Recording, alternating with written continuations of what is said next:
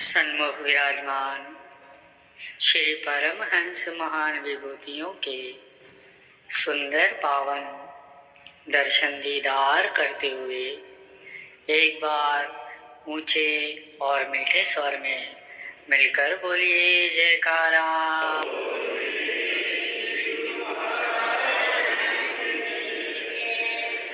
गुरुमुखों, मनुष्य का भाग्य केवल प्रारब्ध से ही निर्मित नहीं होता, अपितु समय के संत महापुरुषों के आशीर्वाद से भी प्रभावित होता है।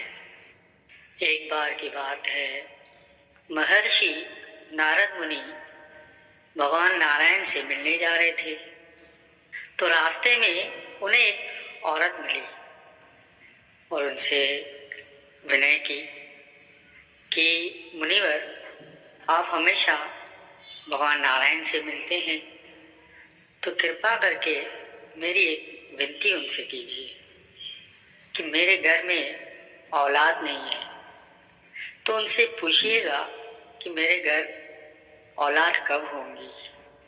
गुरु को वीडियो लाइक करना, सब्सक्राइब करना प्लीज। तो नारद जी ने उनसे कहा कि ठीक है, मैं उनसे पूछ लूँगा। इतना कहकर नारद जी नारायण नारायण कहते हुए चलते गए। जब भगवान नारायण के चरणों में नारद मुनि उपस्थित हुए तो भगवान ने उनसे कुशलता पूछी। तब नारद जी ने भगवान के चरणों में अर्जी रखी कि भगवान, मैं जब आपके पास आ रहा था तो रास्ते में मुझे एक औरत मिली जिसके घर कोई औलाद नहीं है। उसने मुझे आपसे पूछने को कहा कि उसके घर पर औलाद कब होंगी। तब भगवान ने कहा कि तुम उस औरत को जाकर बोल देना कि उसकी किस्मत में औलाद का सुख नहीं है।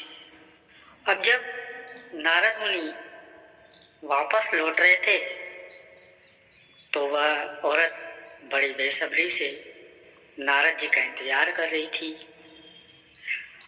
औरत ने नारद जी से पूछा कि मुनिवर, भगवान से भेंट करके आए, मेरी अर्जी रखी उनसे, क्या कहा भगवान ने। इस पर नारद जी ने उस औरत को बताया कि प्रभु ने कहा है कि आपके घर पे कोई औलाद नहीं होगी, क्योंकि आपकी किस्मत में औलाद का सुख नहीं लिखा है। यह सुनकर वह औरत रोने लगी और नारद जी वहाँ से चले गए। समय बीतता गया। गांव में एक संत महात्मा आए और उस संत महात्मा ने उसी औरत के घर के पास ही यह आवाज लगाई कि जो मुझे एक रोटी देगा उसे मैं एक नेक औलाद दूंगा। उस संत की आवाज सुनकर वह औरत जल्दी जल्दी एक गरम गरम रोटी लेकर उस संत के पास पहुंची और उन्हें वो रोटी खिलाई। फिर वो संत उस औरत को आशीर्वाद देकर चले गए। कुछ ही दिनों के बाद वैसा ही हुआ जैसा उस संत ने उन्हें आशीर्वाद दिया। उस औरत के घर एक औलाद पैदा हुई जो कि बेटे के रूप में हुई। उस औरत ने बेटे की खुशी में गरीबों में खाना बांटा और ढोल बजवाए। अब कुछ समय पश्चात नारद जी उसी गांव की तरफ से पुनः गुजरे। तब वो औरत नारद जी से मिली और नारद जी को प्रणाम करके कहा कि मुनिवर, आप तो हर समय नारायण नारायण करते रहते हैं। आपने तो कहा था कि मेरी किस्मत में औलाद का सुख नहीं है, मेरे घर कोई औलाद नहीं होगी। यह देखिए, मेरा राजकुमार बेटा। फिर उस औरत ने उस साधु संत के बारे में नारद जी को बताया। यह सुनकर नारद जी व्याकुल हो गए और उन्हें इस प्रश्न का उत्तर चाहिए था तो तुरंत भागते भागते भगवान के चरणों में उपस्थित हुए और भगवान से कहने लगे कि प्रभु, आपने तो कहा था कि उस औरत के घर औलाद नहीं होंगी, फिर ये कैसे हुआ? क्या उस साधु संत में आपसे ज़्यादा शक्ति है? नारद की बात सुनकर भगवान ने उनसे कहा कि आज मेरी तबीयत कुछ ठीक नहीं है, मैं आपकी बात का जवाब बाद में दे दूंगा। पहले आप मेरे लिए औषधि का इंतजाम कीजिए। नारद जी बोले, प्रभु आज्ञा दीजिए। तब भगवान नारायण ने उनसे कहा कि नारद जी, आप भूलोक जाइए और एक कटोरी रक्त ले आइए। नारद जी भगवान का आदेश पाकर निकल पड़े। कभी इधर कभी उधर घूमते रहे, पर एक प्याला भर रक्त नहीं मिला और जिनसे भी मांगते उल्टा लोग उनसे उपहास करते कि क्या भगवान बीमार हो गए? अब चलते चलते नारद जी किसी जंगल में पहुंचे। वहां पर उन्हें वही योगी संत मिले जिन्होंने उस औरत को आशीर्वाद दिया था। अब वह संत नारद जी को पहचानते थे। उन्होंने नारद जी से पूछा, अरे नारद जी, आप इस जंगल में इस वक्त क्या कर रहे हैं? इस पर नारद जी ने जवाब दिया कि मुझे प्रभु ने किसी इंसान का। इतना सुनकर वो संत खड़े हो गए और बोले कि प्रभु ने किसी इंसान का रक्त मांगा है। तो उन्होंने नारद जी से पूछा कि आपके पास कोई चाकू है? नारद जी ने उस संत से कहा, वह तो मैं हाथ में लेकर घूम ही रहा हूँ कब से, परंतु कोई रक्त ही नहीं दे रहा। सभी लोग भगवान का उपवास उड़ा रहे हैं कि भगवान बीमार हो गए, ऐसे कैसे होगा?